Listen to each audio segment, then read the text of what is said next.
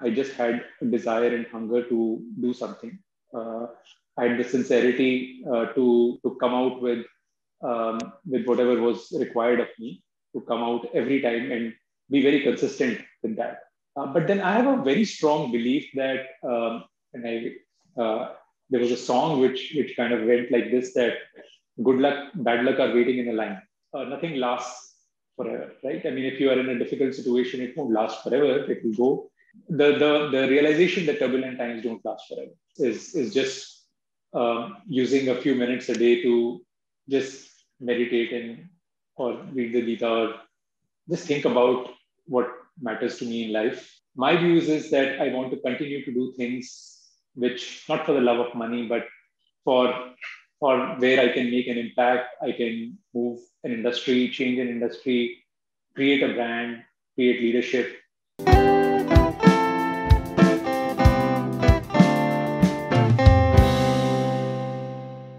So today we have with us Ranu Bora. Ranu is co-founder and executive vice chairman of Avendus Capital. He is responsible for its overall growth. He has spent the last 22 plus years in the Indian financial services industry.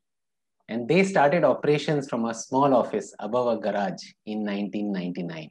So around 21 years. And it is now a company of 350 plus employees with offices across the world. And Avendus is a leading provider of financial services with an emphasis on differentiated solutions in the areas of investment banking, wealth management, asset management, and credit solutions. So it has created carved a niche for itself by partnering with top entrepreneurs, family offices, and corporate treasury. And here are some numbers. So the asset management business manages a little over USD 1 billion of assets. They are consistently ranked as India's top name in investment banking. They manage the country's largest hedge fund, and they have completed around 20 billion US dollars worth of deals since 2007 in M&A and private equity deals.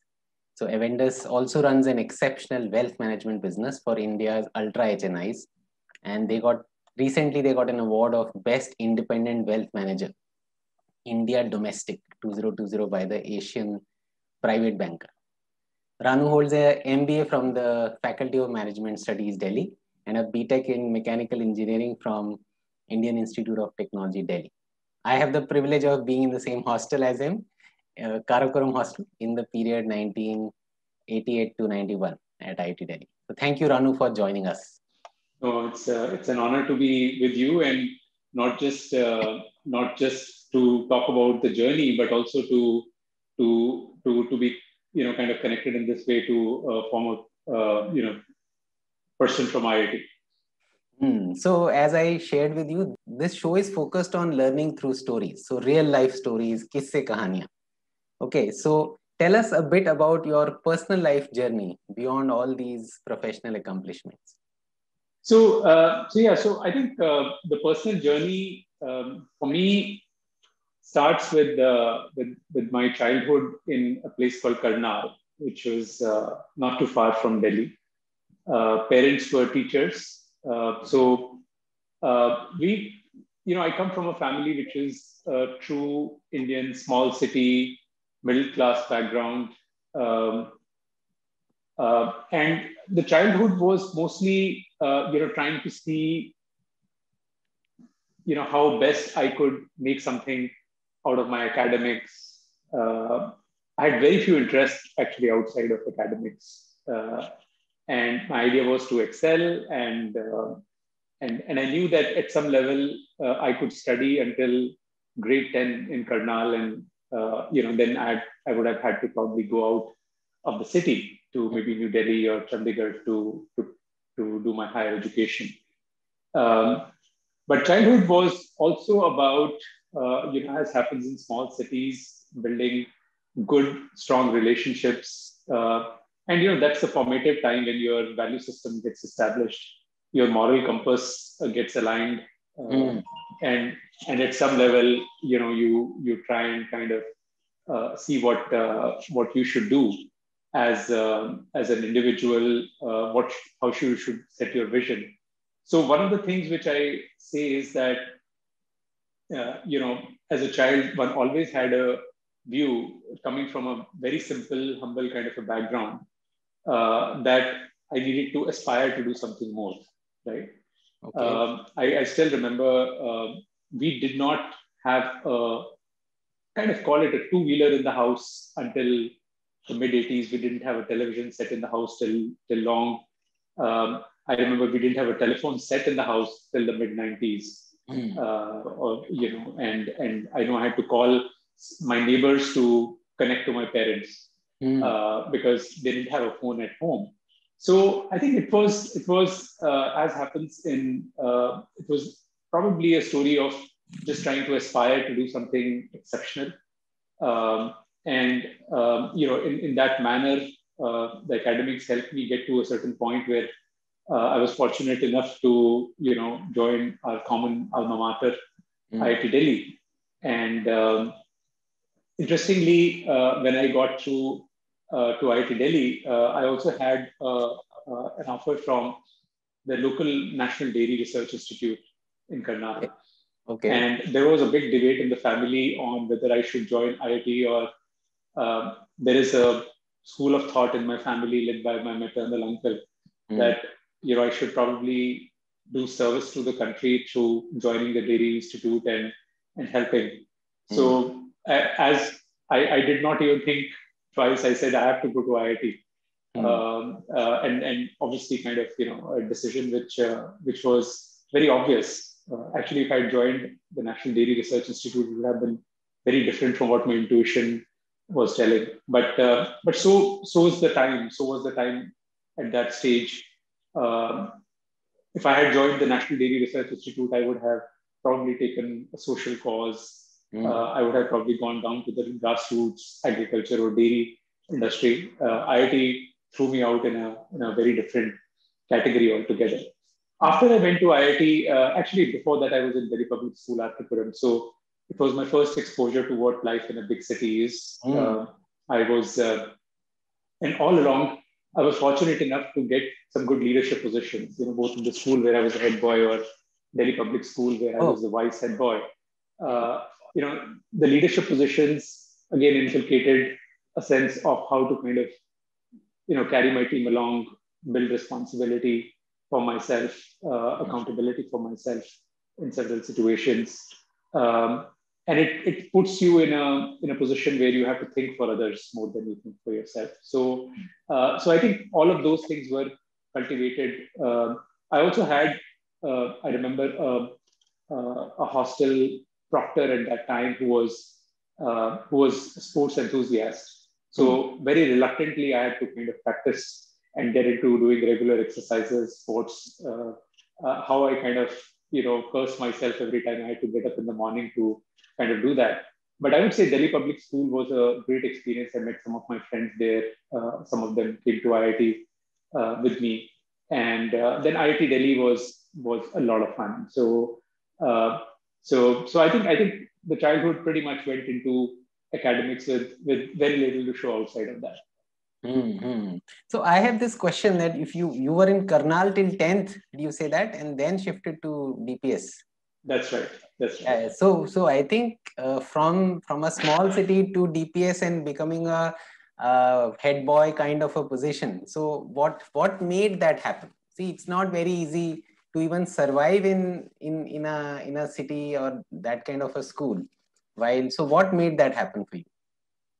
I think, by the way, the position in my high school was an elected position, whereas the position in Delhi Public School, Arkipuram, was nominated. Nominated. So, so as I would say, going into grade 11 in a school which is so large, and I would had zero chance of being elected as a vice head boy of the school.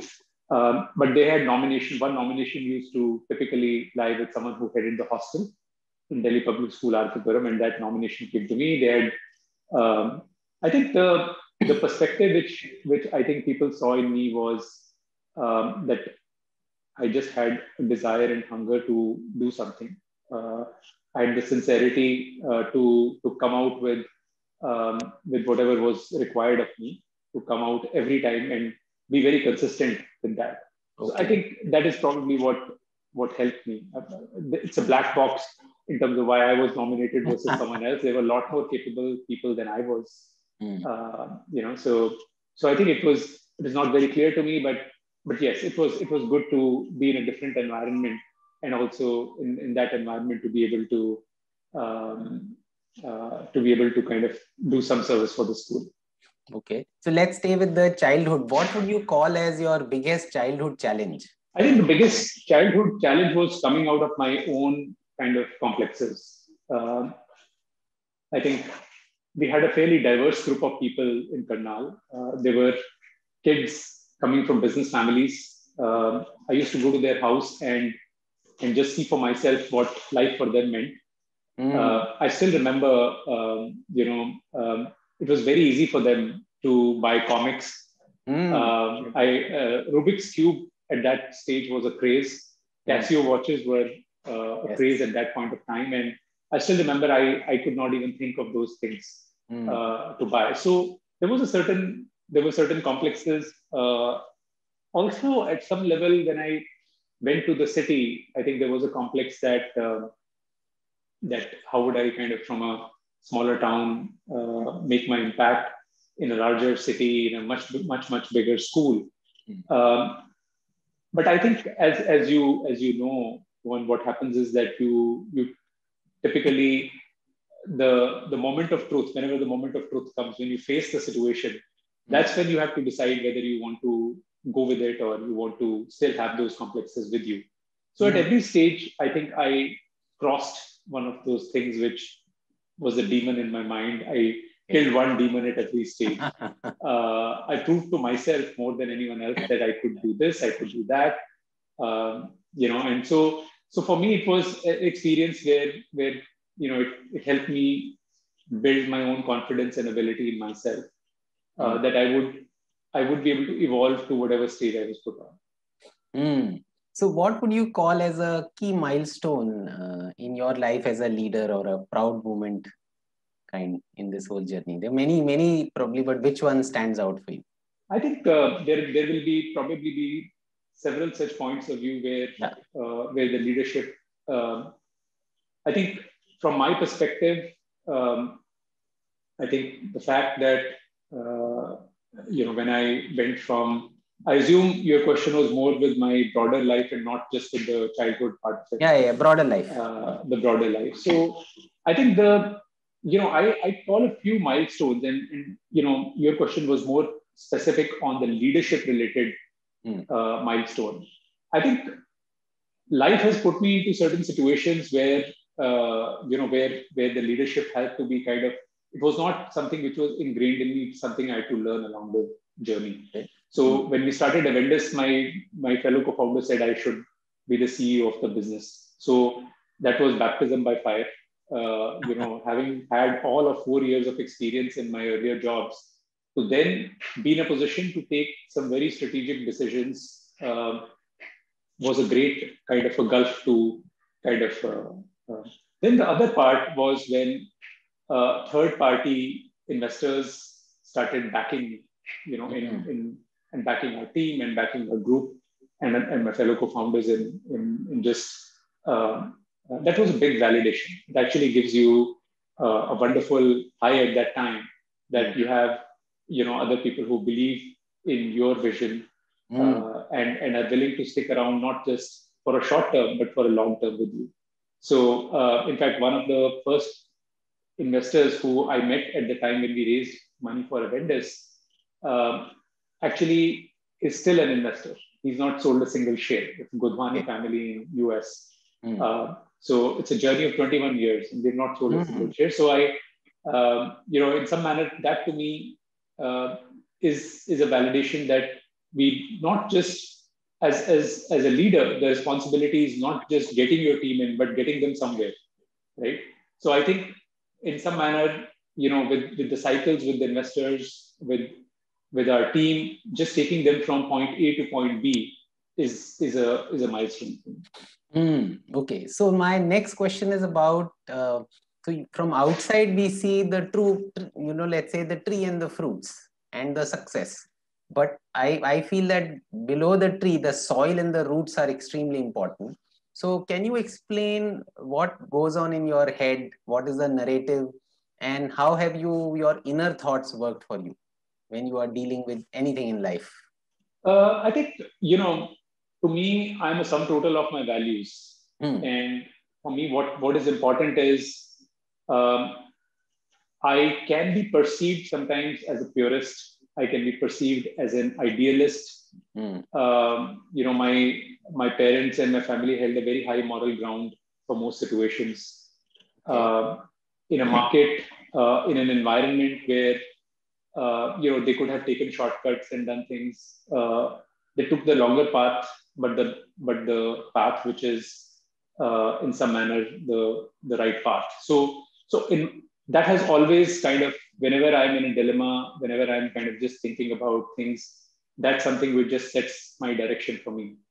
I would say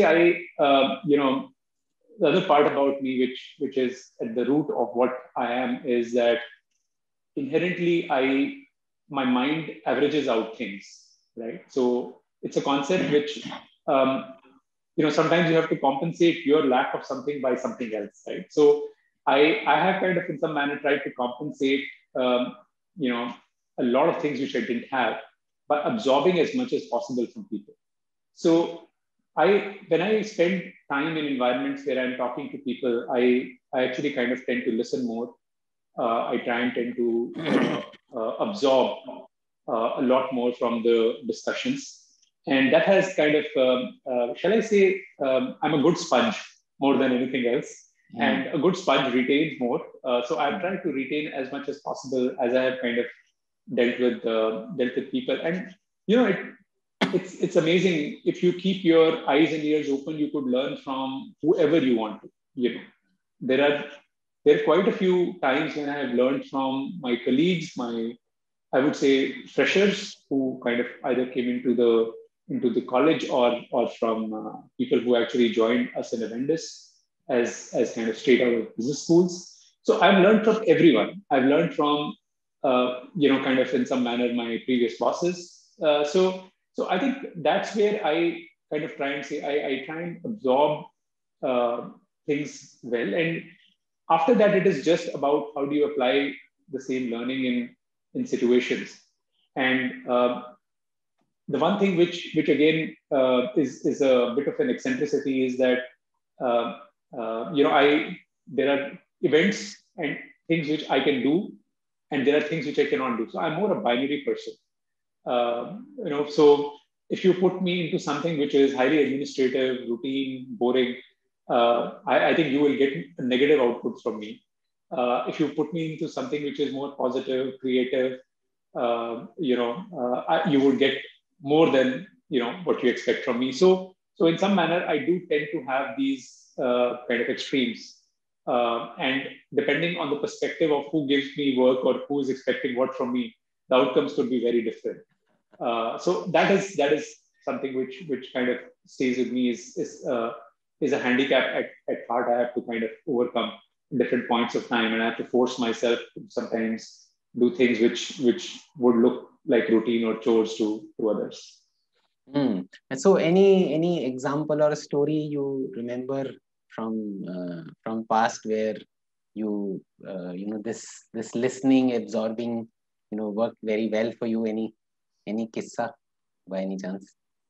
Well, I think in our profession, all the time, right? All the time. And, I still remember that, and one of the things I do think is underrated in people is just memory, right? I mean, their ability to kind of memorize names.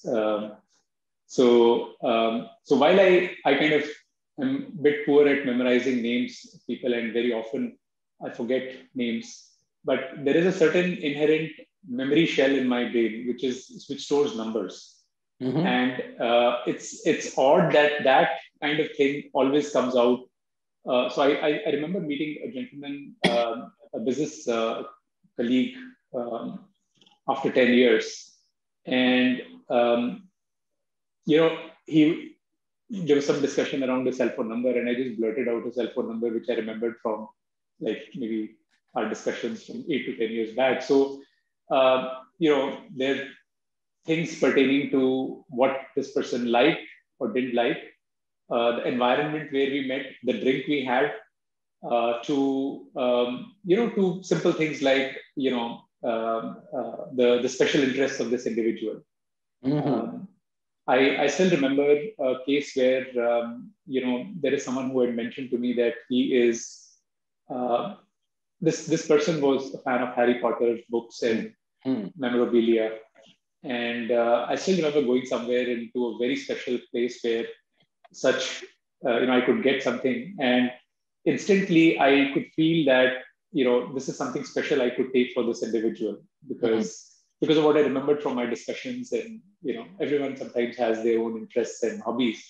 So I just took this little thing for that individual, and I think he was just overjoyed because often we have these conversations. People register, sometimes they don't register, they move on. I mean, with the number of conversations all of us have, how many times do we remember what's special for? So sometimes this thing of remembering, a special detail or a special interest just helps you get, somewhat closer to that person. Okay, so let's go to this point where one or two events which you will actually recall and say they shaped your personality. They made Ranu who he is. There may be many, but which one stand out? 2, 3, or 2 of them? I think there have been events in my life. I would say. I would say to me, it's a longer kind of a stretch, which qualifies as an event. For instance, the time I spent at Delhi Public School, Arthupuram, was very transformative in changing me from a very inward-focused person to more confident person. When I went to IIT, and then when I met folks like you, who are my seniors, a lot more qualified than I am, and I could kind of feel more at home. I settled down faster. So I think at some level that was one big milestone. Second big milestone, which I think I keep telling folks, is one of the most important things is when you kind of choose your spouse or your partner. Okay. And I think that's where I still recall that there is a Ranu of circa before 1996, before wedding, and there's a person after his wedding, right? And I think as happens, you tend to get influenced by your partner, you tend to listen to your partner, absorb. So I think there was a substantial step up in my emotional maturity, capability, my emotional quotient post-wedding, because Nandita is very, very high on EQ and IQ. So I was if you might give me the benefit, a bit on the IQ side, less on the EQ side. So kind of tried to build that EQ significantly. So that was a big change in my life, and I think sometimes you tend to grow in environments which are competitive, where you become more selfish.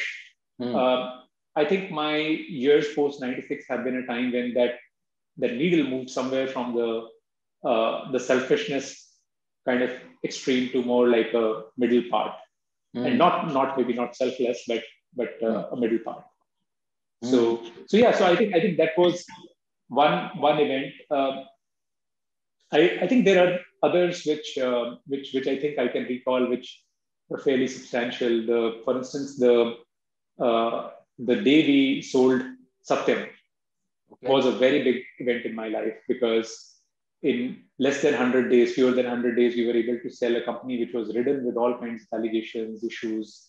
We were able to cover the trust deficit associated with that company and sell it to a reputed player like Tech Mahindra at that time. And, we could take that much little credit for helping the process along the way and just making sure the deal was done. So in something where we were, which was a deal not just being watched by India and the IT industry, but also by the international regulators, market participants, and the international IT industry, I think a successful sale of that came with a very different vote of confidence. And that was a very big event in my life. I still remember it was April 13th, 2009. And a very, one of the few 13ths which turned very lucky. You know, it was the deal went to the right outcome, and you know, it went much faster than what we expected. When we went into the process, we were not expecting people to show up the last day with bids, and we had 3 of them turn up with bids, and all of them were valid bids, and one of them actually won. So it was, and more importantly for me, it is, you know, going with the same value system. It's not about just doing something and walking away from it. I love the fact that I'm able to continue with that, and hopefully it was something which was a good deal for Tech Mahindra to do. As I mentioned, but probably didn't complete, I have in my mind, I tend to average out things. So just to illustrate that little bit of it, whenever I've had a bad episode or a good episode with someone, I do not tend to overestimate the value of that event. I tend to average out that event over the interactions I've had with that individual over the past year, 2 years, 5 years. And so I tend to develop a view of that individual, which hopefully no one event can change. The next question is a bit connected kind, but still different in terms of what would you call as a turning point in your life beyond these events? Anything which really flipped your perspective or the way you look at life? A big event, though, you know, I think there are always events, disruptions, which actually catalyze big movements. Big movements are not catalyzed necessarily by earthquakes or something, but I still remember that it was late '99. I was a bit bored at work. I wasn't doing anything which occupied me 100%, and the, you know, Satyam Info, we ended up acquiring Rajesh Jain's company, and I still recall that we felt, how can someone create so much value? Can someone create an enterprise like this in such a span of time with such growth? I was probably 28 years, less than 28 years then. And I think the thought that this kind of an event could help me do something which I've aspired to do was a big change. So mentally, that took my confidence and ability to, or aspiration level, to a different. So it was not an event necessarily connected with me, but it was a market event, which actually kind of, you know, helped me jump off the cliff, as they say. Every entrepreneur has to jump off the cliff. So this was a jump off the cliff, which happened at that point of time.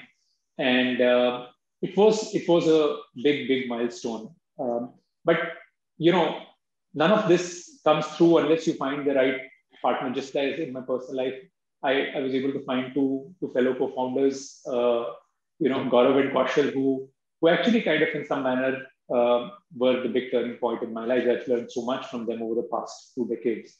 So I think all of those things came together to, you know, kind of define the event, which was starting Evendus. And I don't think I would have identified myself with half as much if I had not had the opportunity to help create Evendus. So one partnership with Nandita and other partnership in Evendus. They're the 2 significant ones Absolutely. in your life. Absolutely. Okay. So what would you call as the biggest failure, setback, or rejection that you turned around in life? You know, Rohan, it might be a bit boastful of me to say, or it may not be the correct thing to say, but I sometimes don't view challenges or setbacks, so I don't keep a count, and I don't see those setbacks as setbacks. And maybe it is an over-optimistic nature of an entrepreneur.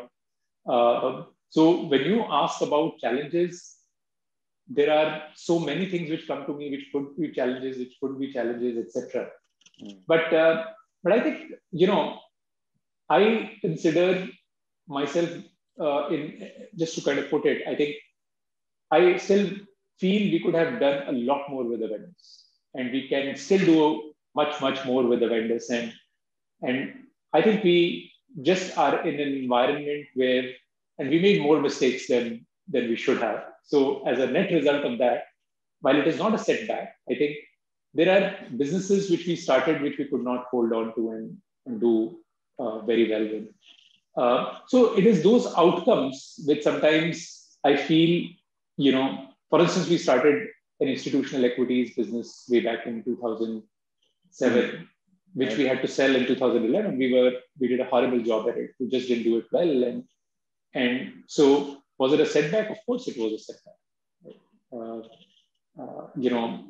Very often you kind of establish businesses with the right intent.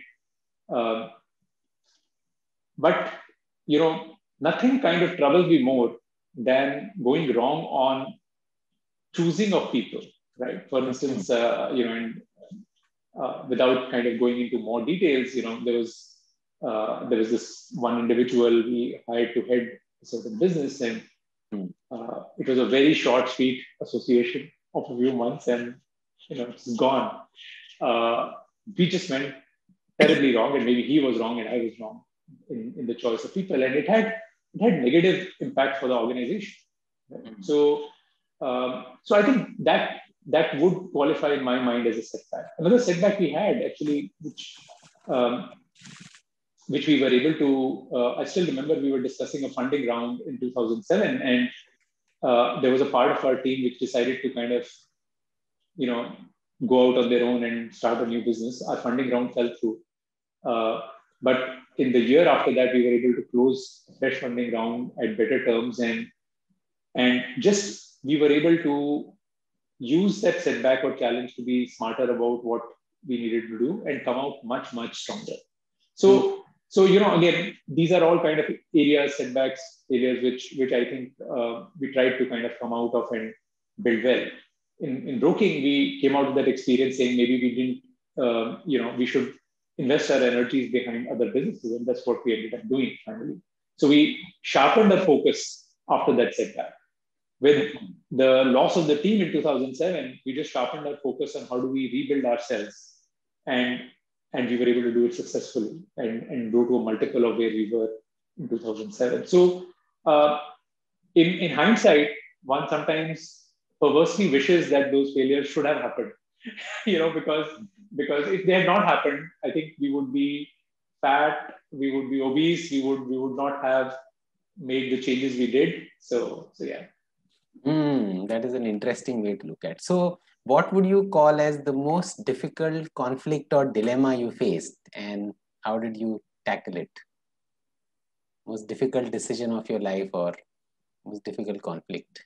Well, I think the difficulties and conflicts kind of, are there always in multiple situations. So again, one has to kind of one is a bit hard pressed to find examples, but I think, every time we have kind of gotten in a partner in Avendus has been a very serious kind of a thought process on who we get in as a partner, who do we bring in as a shareholder. And I think the decision we took in 2015 to bring in KKR as a partner, for instance, is one such large decision, which we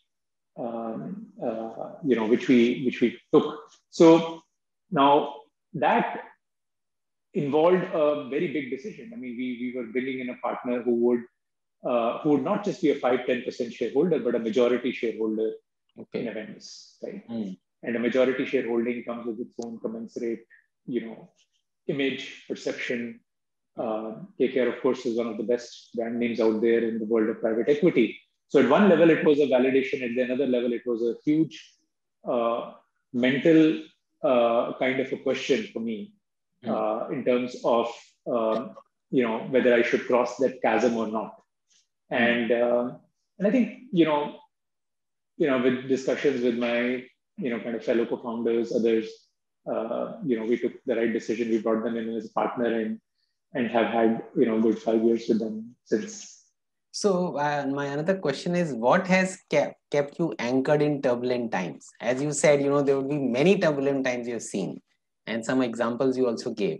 So what has kept you going? What has kept you anchored? What is the narrative in your head when you face these things? So one thing which I mentioned to you is essentially around being very optimistic, right? So I think a lot of times, you will face when actually you're down, deep down in the pit, and you think coming up is very difficult. But then I have a very strong belief that, there was a song which kind of went like this, that good luck, bad luck are waiting in a line, right? So in some manner, all these events, nothing lasts forever, right? I mean, if you are in a difficult situation, it won't last forever. It will go, like a storm. It will come, and you'll have better, sunnier days. Likewise, it also means that you should not kind of get too carried away when the situation is too good and it's looking too sunny, and not to expect that there won't be a famine, or there won't be a cloudy kind of thunderburst or cloudburst or anything like that. So I think it's important to do that. So this whole belief, I also deeply believe in the Bhagavad Gita, and the one thing which I've done, which is quirky, is that I've, right from the age of 8 till the age of about 33. So for 25 years, I used to read the Bhagavad Gita every day.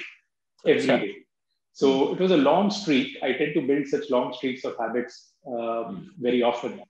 So it was something which I believe that you have to kind of, you should be oriented towards what you have to do.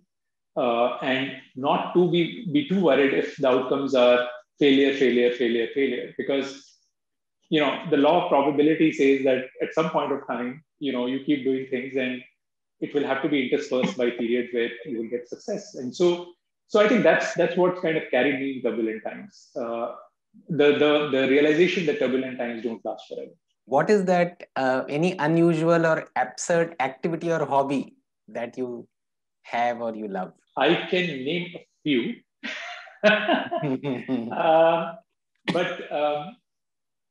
Well, I mean, let's say there are some usual hobbies, right? Like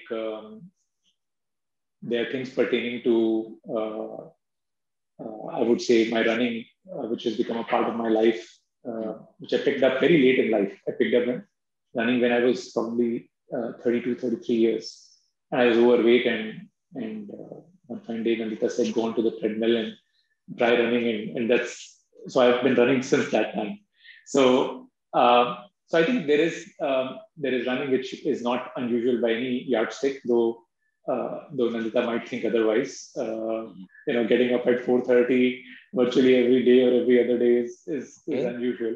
But I do have the other thing which I do, which people who are very close to me know, is I am very fond of gadgets and tinkering around with gadgets and even sometimes going to the extent of coding those gadgets myself. So it's something which you would not associate,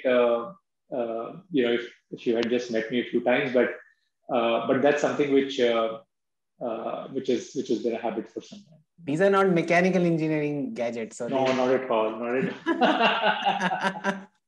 No, far from it. I actually tend to look very poor when my family asks me certain questions about our air conditioning setup or our car engine. Any ritual that you follow over the years which has helped you?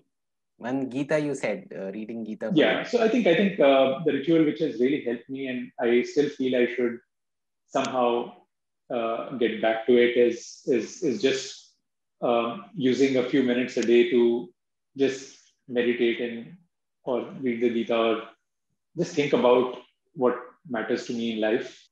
I also believe in having blank time, as they say. Having blank time? Yeah. So in the sense that you aren't doing anything at that point of time. And so that energizes me, and that makes the kind of creative juices flow for me. So that ritual is something which a few minutes a day. Well, lately, I would say in the last couple of years, I've also built a ritual of having, spend half an hour to an hour reading every day. and this is not reading for work, this is reading different stuff, reading about history, reading about, so I try and kind of spend my time doing that. And so what are you now looking forward in life, having come this far? Well, I think there is always a perception of where you are in life and what you want to do. And my views is that I want to continue to do things which, not for the love of money, but for for where I can make an impact. I can move an industry, change an industry, create a brand, create leadership, and Avendus is a young organization. It's only 21 years old. There is a long way to go for Avendus.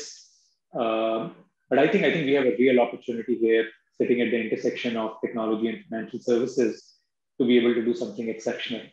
So that, and I would say I'm really looking forward to, shall I say, a shorter term goal, which is I have to complete 6 world marathons, and I've done 5 of them.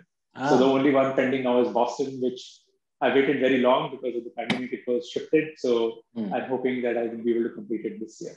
Mm-hmm. I think one question I want to dig a little deeper is, give me some more idea about your leadership philosophy. How have you led people and teams, and how did that philosophy got built? I think my leadership philosophy is that, shall I say, I'm more in the camp of not being too hands-on as a leader. That's my style. I personally think that your work starts with identifying good people and giving them room to grow.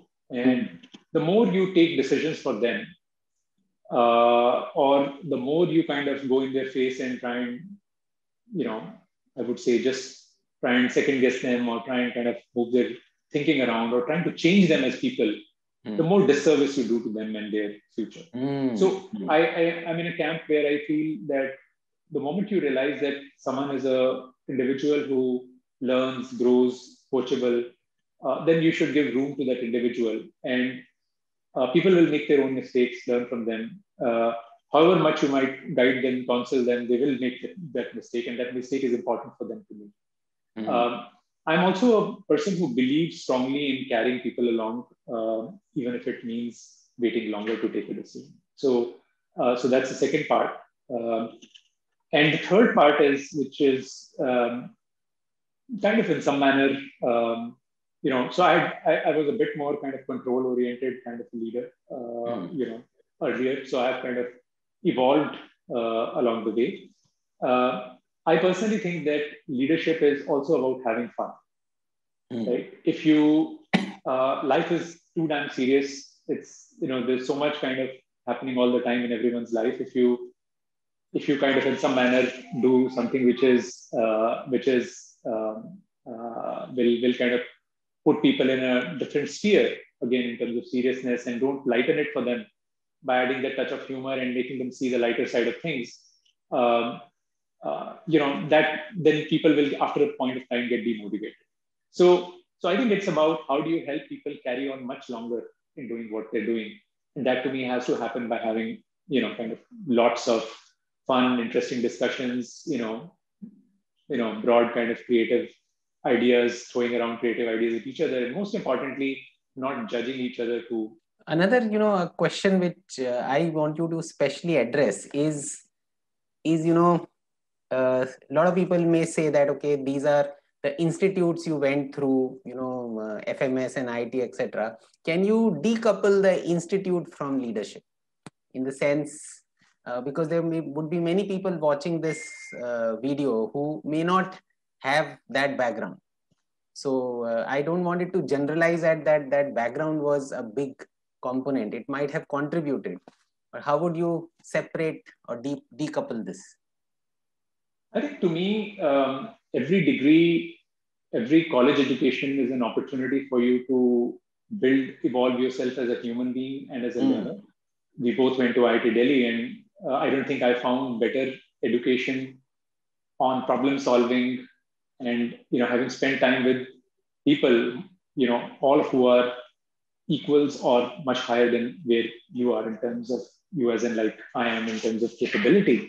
So I think it's about how do you ensure that you learn, come out of those institutions with that thinking mindset, uh, and humility that, when you're in high school, you feel you are probably the top of class. When you kind of go to a place like IIT, or an academic institution which is competitive, you realize you're probably there.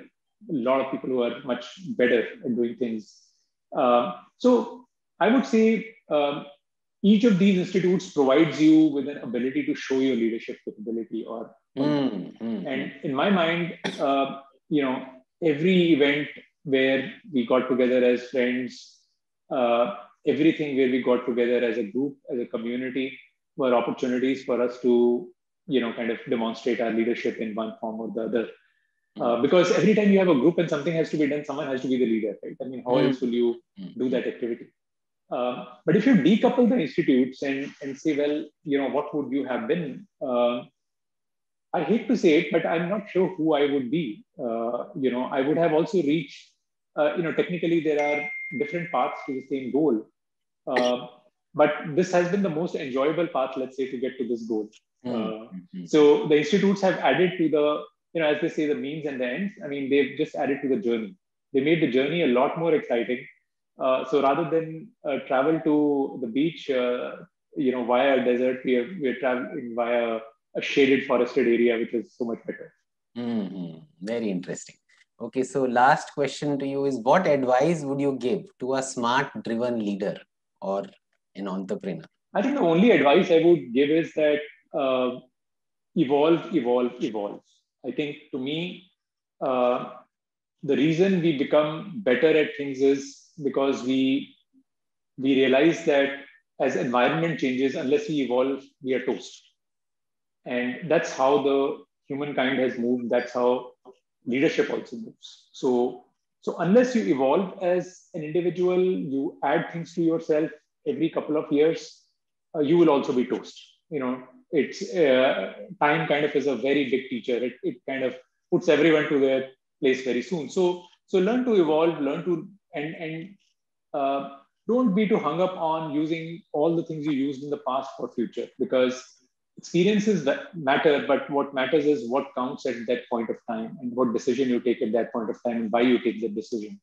And having that data to support that decision is fine, but different things, environments call for different kind of decision making. So be ready to evolve. And how do you evolve? I mean, ultimately you evolve if you have some capacity in you to learn and to get coached, and hence be in a position to try and change yourself. So I think, my sense is people should continuously try and change themselves. They should not be in a camp where they say, if it ain't broken, don't fix it.